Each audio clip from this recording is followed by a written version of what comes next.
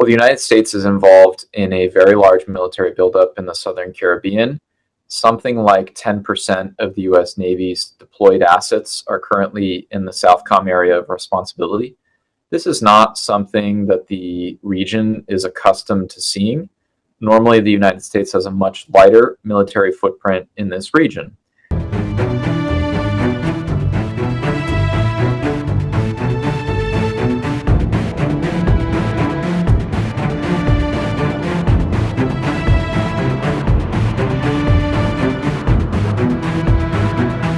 I think this is happening now for a number of reasons. First, the Trump administration is very keen to demonstrate that they are implementing a new paradigm when it comes to dealing with counter-narcotics.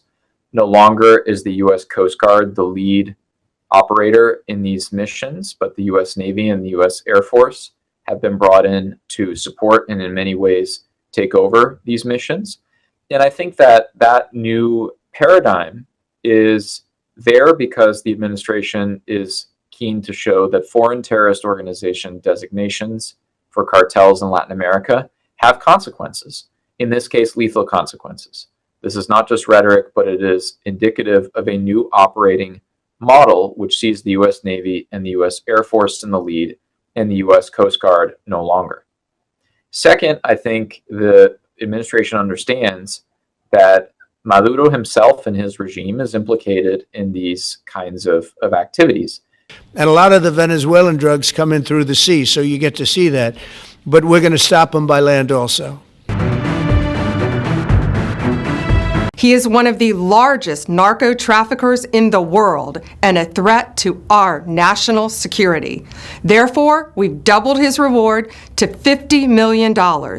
Under President Trump's leadership, Maduro will not escape justice and he will be held accountable for his despicable crimes. Well, the Maduro regime has responded by mobilizing, or what they think is mobilizing, citizen militias. We have significant doubts about whether these militias would actually fight in an invasion type scenario, but they've nevertheless responded by showing videos of mobilizations in major urban centers.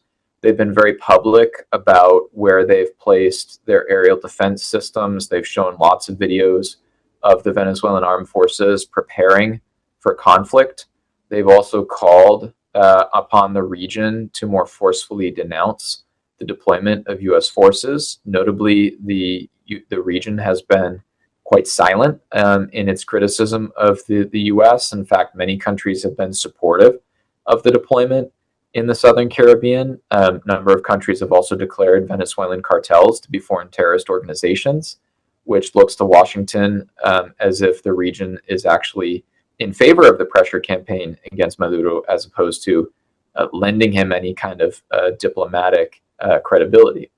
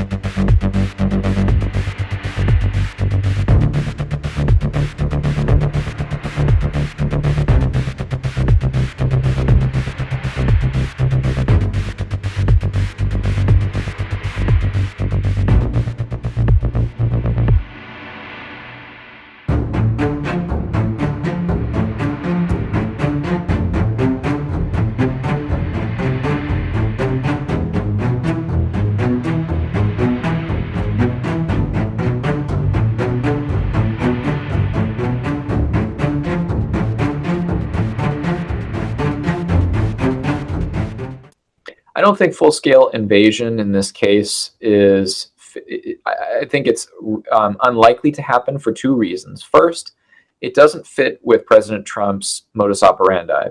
President Trump forswore long-term, open-ended engagements with boots on the ground, going all the way back to his 2016 campaign, and I don't think it's in his modus operandi today either. It should also be noted that it doesn't fit the pattern of the deployment. Although the deployment has been very large, it hasn't featured a number of potential ground forces. Right now in the region, we have about 10,000 troops, at least publicly identified 10,000 troops.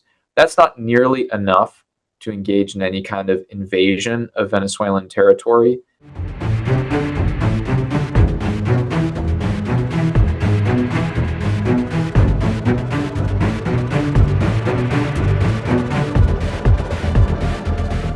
14 weeks of threats, that the Americans have 15 ships, that they have 2,600 missiles, that they have 100 planes, that now comes the largest aircraft carrier in the world, called Gerald Ford.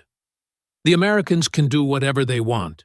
We are imperturbable, and nobody is going to take us off the path of producing, working, building, of direct and true democracy, and of the perpetual, blessed, and sacred peace of Venezuela.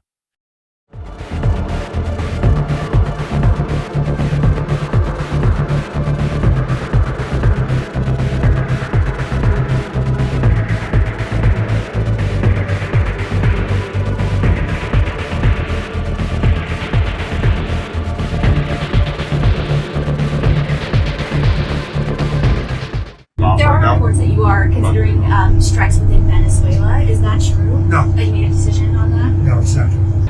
Well, I see 3 or 4 different distinct scenarios here. One is that Maduro decides he doesn't want to remain in office, or that the pressure is too high. He would rather leave of his own volition. I think that's the best scenario for everyone. After all, he was defeated last year in elections. He remained in office despite the vote tallies clearly showing that by 2-1 or more, the Venezuelan people chose against him. Would you like to see regime change in Venezuela? Well, we're not talking about that, but we are talking about the fact that you had an election which was a very strange election, and to put it mildly. I'm being very nice when I say that.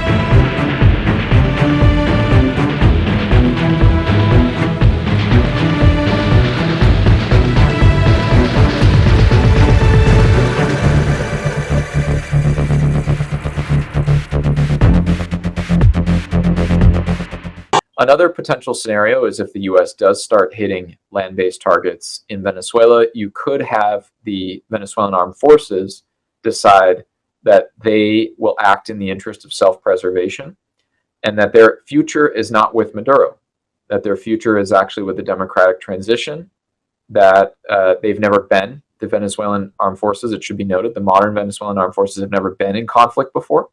So the context changes dramatically if the U.S. begins to hit land-based targets in Venezuela. They've never experienced anything like that before, and they may well decide that their interests, their future, lies with someone other than Nicolas Maduro. And in that scenario, they could deliver Maduro to justice. They could kill or capture him. They could try to seize power themselves. They could stand on the side of a democratic transition. That could play out in a number of ways.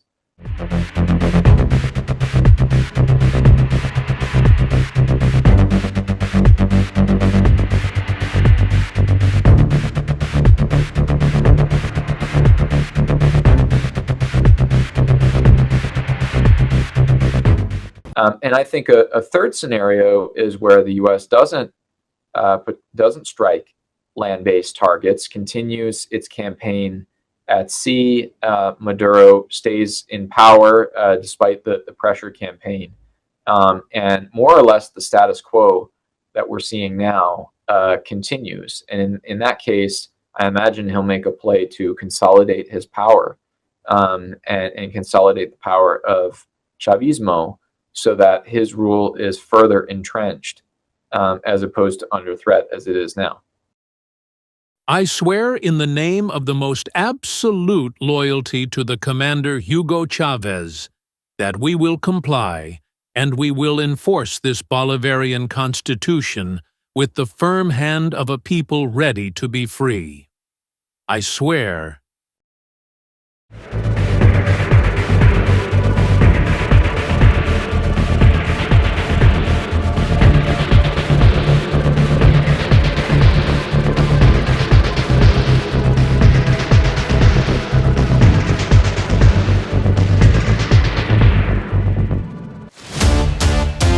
Welcome to Money Control, your ultimate destination in the ever-evolving world of finance, business, markets, policy, and technology. India's preeminent news platform, driven by facts and fueled by data. A platform made in India, for India, and for the world. Moneycontrol.com has a staggering reach of 100 million plus monthly active users and 6.02 million daily active users.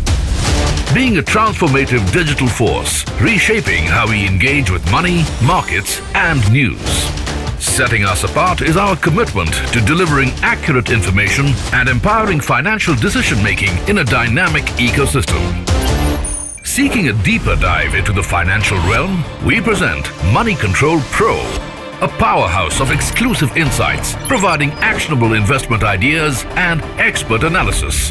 Because in today's fast-paced world, informed decisions demand both information and expertise. And we have 1 million plus Money Control Pro total paid subscribers and 100% return in 1.5 years, beating the market. Explore market trends, access expert opinions, and utilize essential financial tools all at your fingertips. Join the millions who trust Moneycontrol.com for their financial journey, where facts meet finance and data drives decisions. Think markets, think Money Control.